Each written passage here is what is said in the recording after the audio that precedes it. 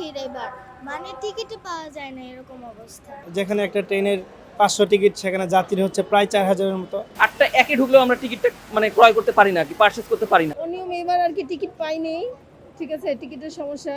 কিন্তু আজকে মনে হচ্ছে হালকা পাতলা ভিড় কম। এখন সামনে ভিড় হবে কিনা এয়ারপোর্টের পরে।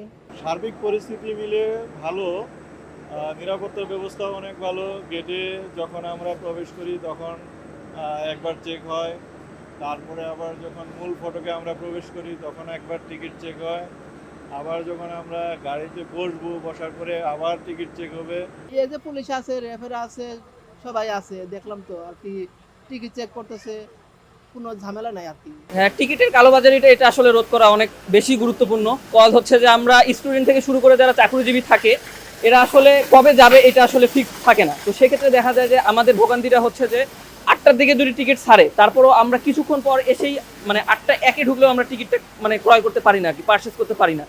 সো দেখা যায় যে টিকিট আমরা সিলেক্ট করলেও টিকিটটা থাকে না। তো ভোগান্তি শিকার এখন পর্যন্ত হই নাই। টিকিট অনলাইনে এখন পর্যন্ত শতভাগ টিকিটই পাইছি আর কি।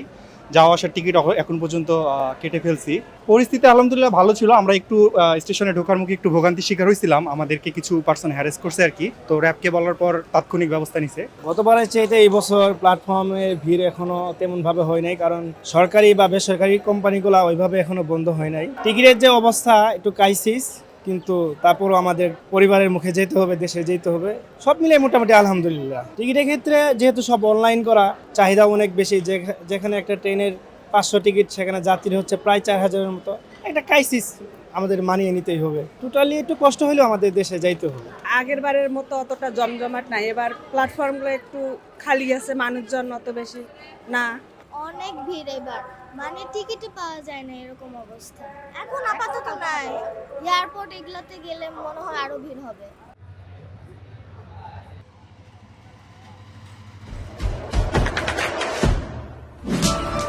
দেশে দেশে সবার সাথে দ্য নিউজ।